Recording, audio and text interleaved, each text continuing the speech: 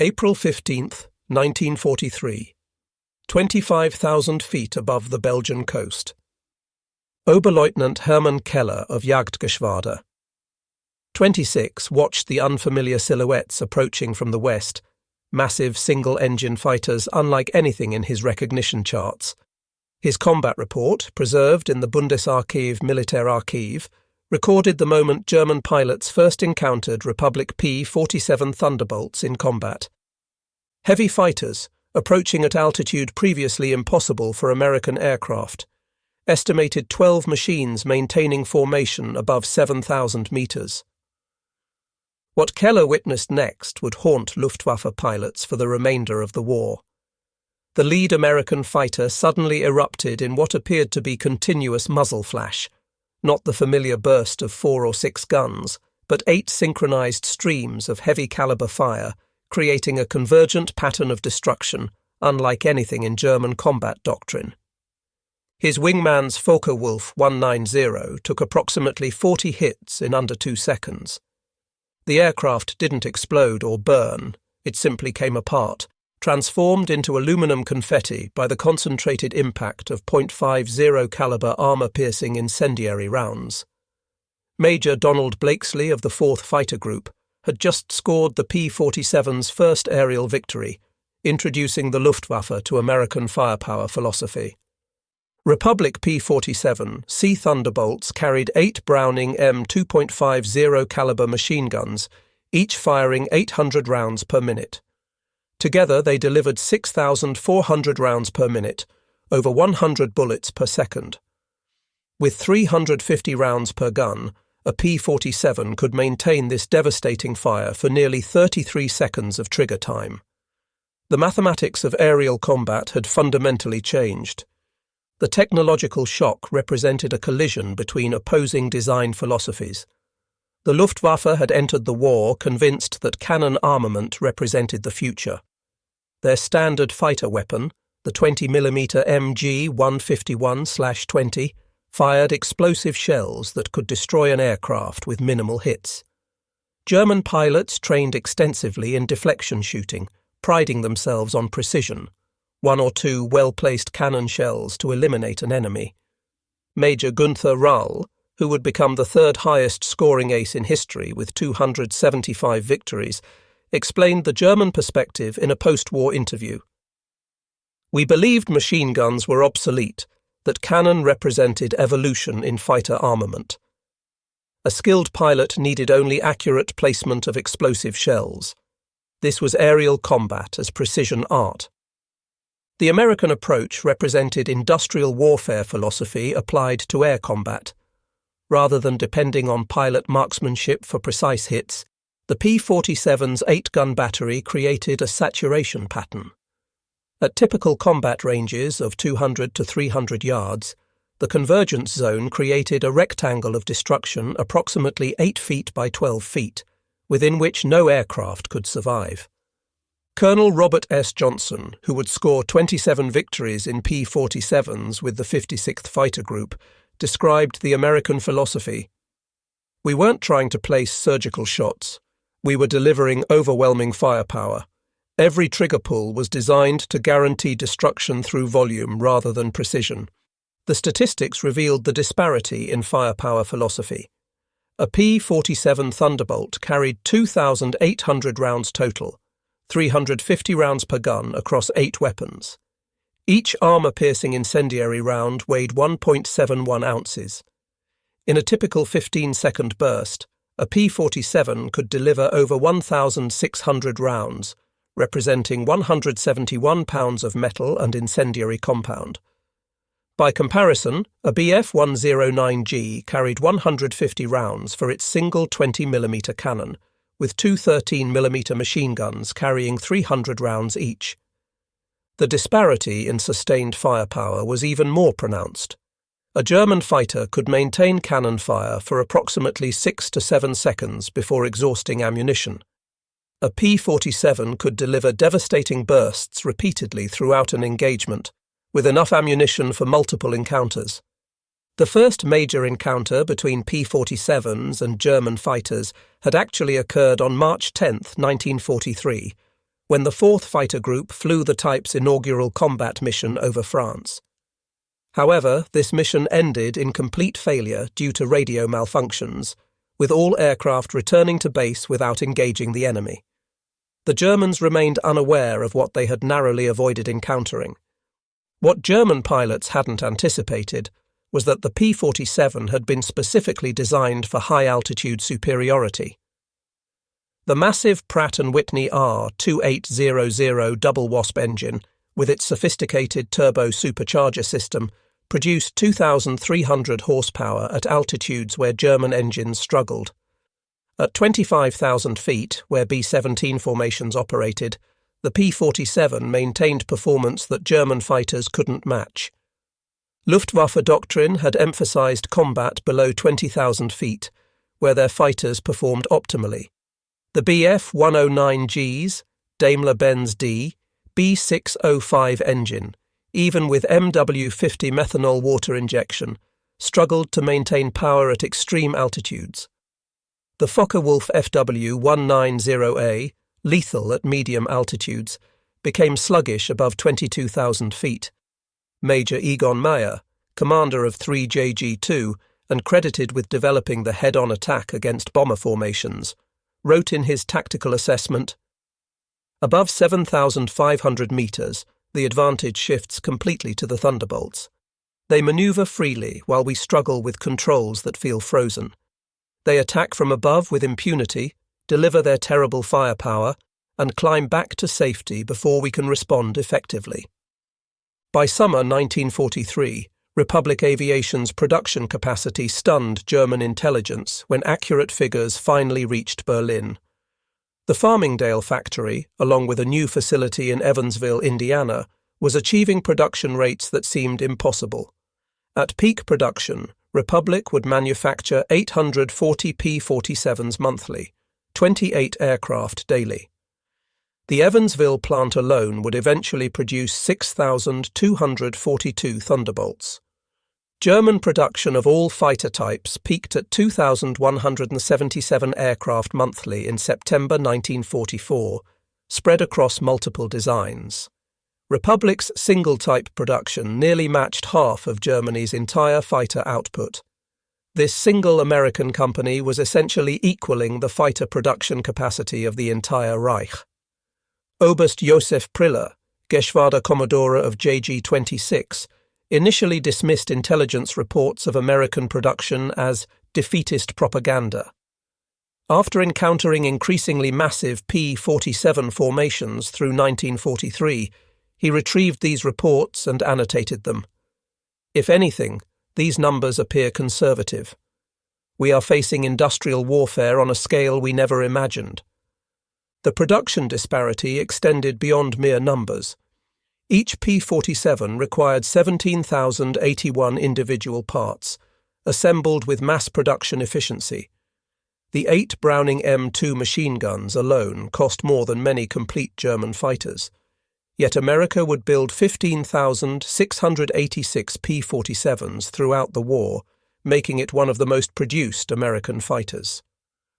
August 17, 1943, during the first Schweinfurt raid, provided German pilots with a full demonstration of P-47 capabilities.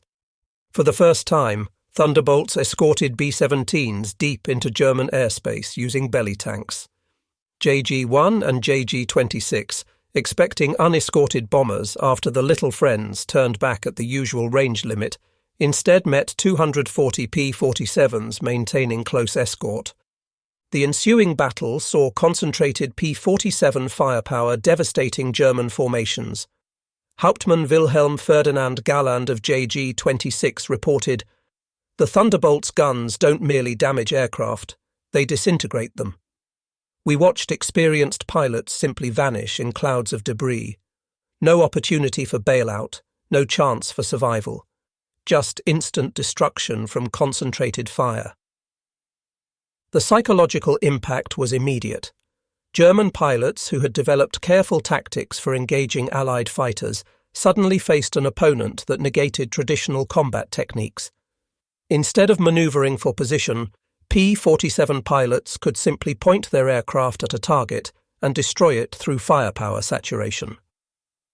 P-47 pilots quickly developed tactics maximizing their advantages. The most devastating was the high-altitude bounce, diving from 30,000 feet at speeds approaching 500 miles per hour, delivering concentrated bursts, then using momentum to regain altitude. German pilots called these attacks death from above, as they had no effective counter.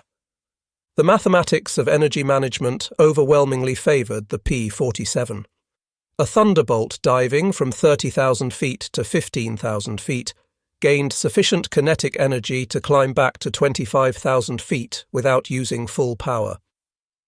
German fighters, struggling to reach such altitudes initially, couldn't match this vertical battlefield dominance. The P-47's weight, initially seen as a disadvantage, became an asset in these diving attacks. At 14,000 pounds loaded, the Thunderbolt accelerated in dives faster than any German fighter could match. Luftwaffe pilots attempting to escape by diving found P-47s easily overtaking them, delivering devastating bursts during the pursuit. The P-47's ammunition load represented a psychological weapon beyond mere numbers. With 350 rounds per gun, American pilots could afford tactical flexibility German pilots couldn't imagine. They fired ranging bursts, walked fire onto targets, and engaged multiple enemies in single missions. German pilots, with 150 to 200 rounds for their primary cannon, operated under constant ammunition anxiety. Every burst required careful consideration. Missing meant wasting irreplaceable resources. This ammunition disparity created a fundamental inequality in combat psychology. Americans fought with abundance, while Germans fought with scarcity. The production statistics behind this disparity were staggering. The Lake City Ordnance Plant in Missouri produced approximately 6.5 billion rounds of 50 caliber ammunition during the war.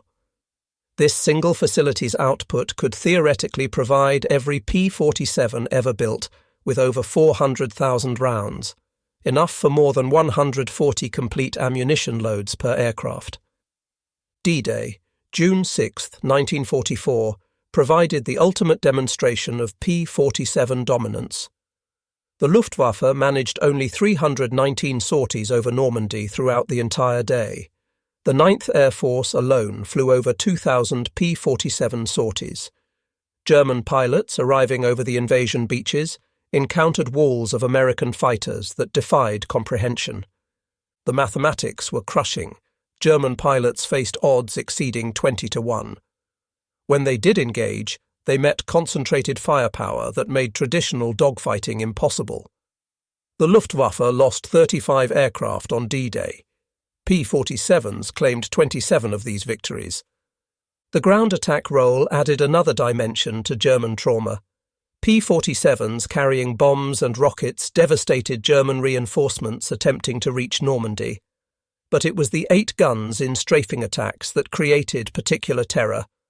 A single P-47 could destroy an entire vehicle column in one pass, the concentrated firepower penetrating armour, destroying engines and eliminating crews with ruthless efficiency.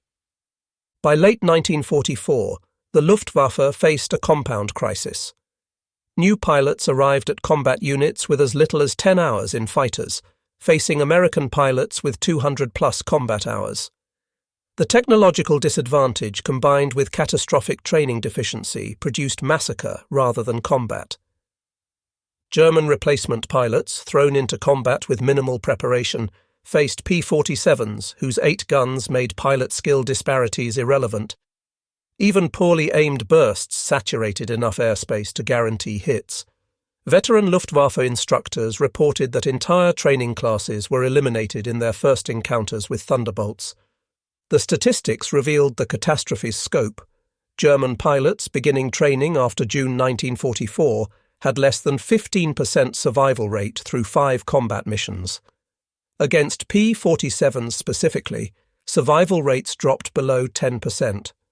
Entire squadrons were eliminated in single engagements, replaced by even less trained pilots who survived even more briefly.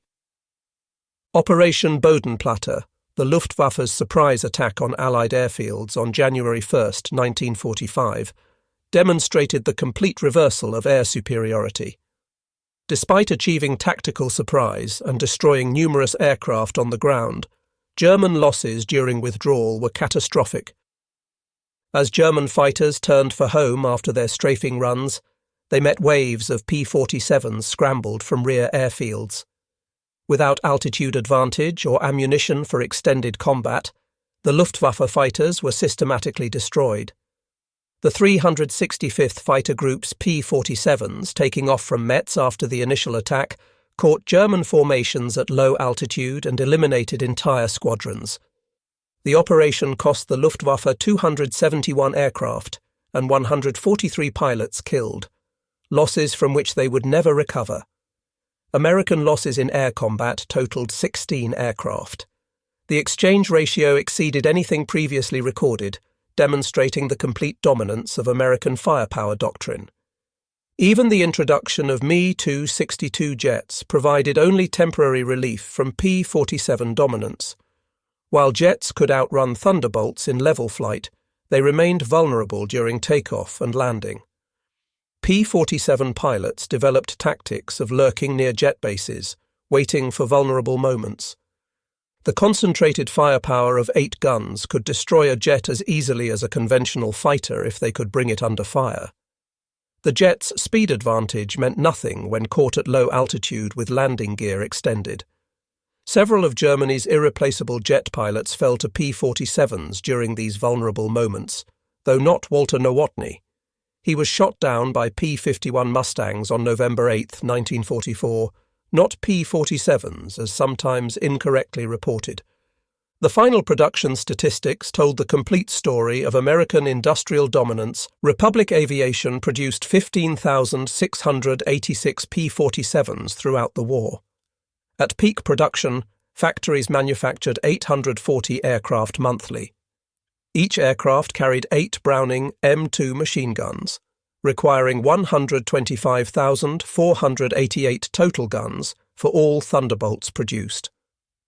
American factories produced over 12 billion rounds of .50 caliber ammunition, enough to supply every P-47 with virtually unlimited combat loads.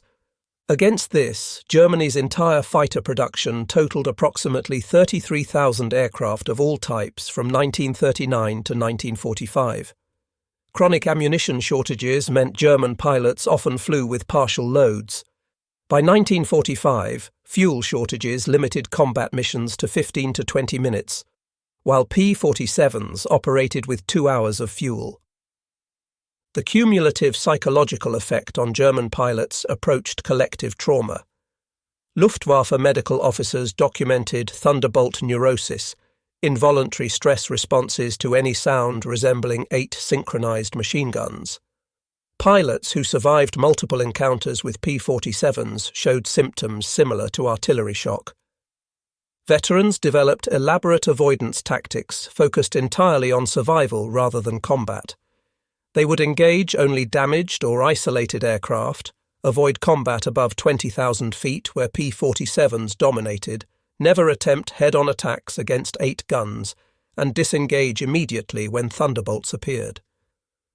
These weren't tactics for victory, but for survival. Major Günther Rall, who survived the war with 275 victories, provided crucial testimony about facing P-47s. On May 12, 1944, he lost his left thumb when attacked by P-47s of the 56th Fighter Group, led by Hub Zemke. In post-war interviews, Rall stated, "The P-47 could maintain higher speed at altitude, dove much faster than the Bf-109. We learned to respect not just the aircraft, but the firepower philosophy it represented." General Lieutenant Adolf Galland, with 104 victories, wrote in his memoirs about the psychological impact. The 8 guns of the P-47 announced that America would win through excess, not efficiency. Every burst said, "We have so much, we can afford to waste it destroying you." This message was more devastating than the physical destruction. Even Johannes Steinhoff, who survived to become a NATO commander with 176 victories, recognized the paradigm shift, though specific quotes about P-47s aren't documented in available sources. His service with JG-26, JG-77 and JG-7 meant extensive exposure to American firepower doctrine. Beyond air combat, P-47s as ground attack aircraft created separate trauma for German ground forces. The 8 guns that shredded aircraft proved equally devastating against vehicles, trains and troop concentrations. A single P-47 could disable a locomotive with one pass, the concentrated fire penetrating boiler plates that would resist cannon fire. Veterans of the Eastern Front, hardened by years fighting the Soviets, broke under P-47 strafing attacks. The distinctive roar of 8 guns firing simultaneously became the sound of inevitable death. Vehicle columns caught by P-47s ceased to exist as organized units, transformed into burning wreckage stretching for miles. By early 1945, new P-47M and P-47N variants widened an already insurmountable gap. The P-47M's Pratt & Whitney R 280057C engine produced 2,800 horsepower with water injection, achieving speeds exceeding 470 miles per hour. Only 130 P-47s were built, but they represented the pinnacle of piston engine fighter development. The K-14 computing gun sight, standard on late-model P-47s, eliminated the last German advantage, deflection shooting skill. The sight automatically calculated lead based on range and target movement. Combined with 8 guns, this technology made even novice pilots deadly marksmen. Germany's fuel crisis by late 1944 created synergistic catastrophe when facing P-47s. German pilots, restricted to minimal training fuel, met American pilots with extensive flight hours. The skill disparity, combined with technological inequality, produced encounters that barely qualified as combat. German pilots operated under constant fuel anxiety, calculating whether they had enough to engage and return. P-47 pilots with abundant fuel supplies could afford patience, altitude changes and extended pursuits. This fuel disparity meant Germans fought defensive battles, while Americans maintained offensive initiative throughout engagements. The war's end brought statistical clarity to the P-47's impact. In the European theatre, P-47s were credited with 3,752 air-to-air victories, 86,000 railway cars destroyed or damaged, 9,000 locomotives destroyed, 68,000 motor vehicles destroyed, 6,000 armoured vehicles claimed. Against this, approximately 3,499 P-47s were lost to all causes, 1,020 to enemy fighters and 2,479 to flak and operational causes. The exchange ratio in aerial combat exceeded 4-1, demonstrating clear superiority. The extent of German psychological trauma from P-47s became evident during the Korean War, when West German military advisors consulted with NATO.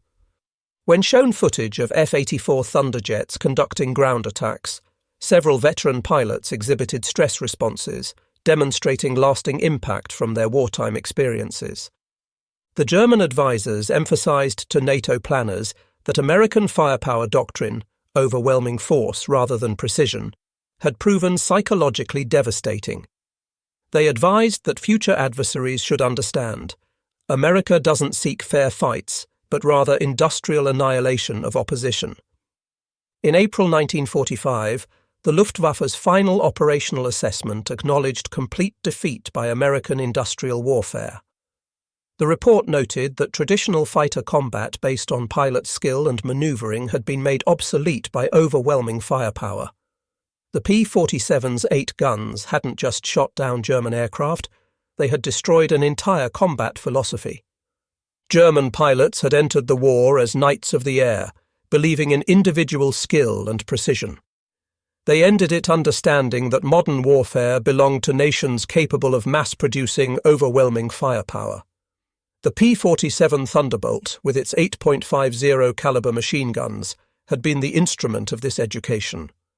Post-war analysis by military historians confirms the P-47's decisive impact on aerial warfare. The 8-gun armament represented more than firepower. It embodied American industrial philosophy applied to combat. Where Germans sought efficiency and precision, Americans delivered overwhelming abundance. Dr. Williamson Murray, in his analysis of the air war, noted, "The P-47's 8 guns democratized air combat. Individual skill became secondary to industrial capacity. German aces with hundreds of hours of experience found themselves equal to American novices when facing walls of .50 caliber fire." The psychological impact extended beyond individual pilots to German military doctrine. The Wehrmacht had pioneered combined arms warfare, but American industrial capacity, symbolized by the P-47's excessive firepower, demonstrated that production capability trumped tactical innovation. The manufacturing story behind the P-47 reveals American industrial mobilization's scope. Republic Aviation transformed from a small company producing 39 aircraft in 1939 to manufacturing 840 monthly by 1944. This single company's expansion exceeded the entire growth of German aircraft production. The Evansville plant, built from empty land in 1942, employed 28,000 workers at peak production, 40% of them women. These workers, many with no prior industrial experience, assembled fighters of such quality that combat loss rates from mechanical failure remained negligible throughout the war. Each P-47 contained 305,000 individual rivets, installed with pneumatic guns that didn't exist in most German factories. The assembly line efficiency meant workers could complete major assemblies in hours that required days in German facilities. This production efficiency translated directly into numerical superiority over European skies. The ammunition production supporting P-47 operations demonstrated American logistical superiority. Beyond the 6.5 billion rounds produced at Lake City, additional facilities in St. Louis, Denver, and Salt Lake City produced billions more. This ammunition abundance meant P-47 pilots never faced the ammunition anxiety that plagued their German opponents. American logistics delivered this ammunition worldwide, ensuring P-47 units never lacked supplies. Forward airfields in France received daily ammunition deliveries exceeding what German squadrons received monthly. This logistical superiority meant every P-47 sortie launched with full ammunition loads, while German fighters increasingly flew with partial loads. America's pilot training program produced a continuous stream of qualified P-47 pilots. By 1944, the United States was training 100,000 pilots annually, with extensive programs specifically for P-47 operations. These pilots arrived at combat units with 200-plus flight hours, including 50-plus hours in type. German pilot training, meanwhile, collapsed from 250 hours pre-war to less than 50 hours by 1944. Fuel shortages meant many German pilots fired their guns for the first time in combat. This training disparity, combined with the P-47's firepower advantage, created combat encounters that resembled executions rather than battles. The P-47's impact extended far beyond World War II statistics. The 8-gun armament philosophy influenced American military doctrine throughout the Cold War. The emphasis on overwhelming firepower rather than precision became embedded in American military thinking. German officers who joined NATO brought hard-learned lessons about facing American firepower. They emphasized that the P-47's 8 guns had taught them that modern warfare was ultimately about industrial capacity. Nations that could mass-produce overwhelming firepower would defeat those relying on individual warrior skill. The contrast in pilot survival rates revealed the air war's fundamental inequality. American P-47 pilots who completed their tours had roughly 90% survival rates. German fighter pilots facing P-47s had less than 30% survival rate through 1944 to 1945. This differential reflected not courage or skill differences, but the mathematical reality of facing overwhelming firepower. Young German pilots, some with less than 10 hours in fighters, faced American veterans with hundreds of combat hours flying aircraft with 8 heavy machine guns. The outcome was predetermined by industrial mathematics rather than individual capability. The Luftwaffe's pilot corps wasn't defeated, it was systematically eliminated. The P-47's strategic impact exceeded tactical victories. By establishing air superiority over Europe, P-47s enabled the bombing campaign that destroyed German industrial capacity. They protected bombers that eliminated German fuel production, creating the very shortages that crippled Luftwaffe operations. More significantly, P-47s conducting ground attack missions paralyzed German military movements.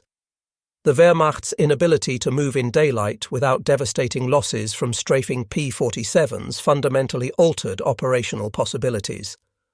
The Normandy campaign succeeded partially because German reinforcements couldn't survive movement through P-47-dominated skies. In post-war German military culture, the P-47 became synonymous with American material superiority. Veterans used Thunderbolt mentality to describe overwhelming force application. Military education emphasized that future conflicts required matching American industrial capacity, not just tactical excellence. The phrase 8 guns entered German military vocabulary as shorthand for insurmountable firepower superiority. Staff College studies analyzed how traditional martial excellence became irrelevant when facing industrial-scale firepower. The P-47 had taught German military professionals that modern warfare was ultimately economic rather than heroic. German pilots were surprised when P-47 Thunderbolts shredded their fighters with 8.50 caliber machine guns, but their surprise reflected a deeper misunderstanding of modern warfare's nature. They had entered combat believing in quality over quantity, skill over production, precision over saturation. The P-47 taught them through brutal experience that industrial democracy's ability to mass-produce overwhelming firepower trumped totalitarian efficiency. Every encounter with those 8 guns reinforced a simple truth. America had transformed warfare from individual combat into industrial processing. The 15,686 P-47s produced, their 125,488 machine guns, and billions of rounds of ammunition represented more than military superiority. They embodied a production philosophy that could equip every fighter with twice the necessary firepower, because industrial abundance made such excess affordable. German pilots learned this lesson in the hardest possible way, through daily encounters with American fighters that could destroy them utterly, repeatedly, almost casually. The 8 guns of the P-47 didn't just win air superiority over Europe, they demonstrated that in the age of industrial warfare, the nation with the greatest productive capacity would always triumph.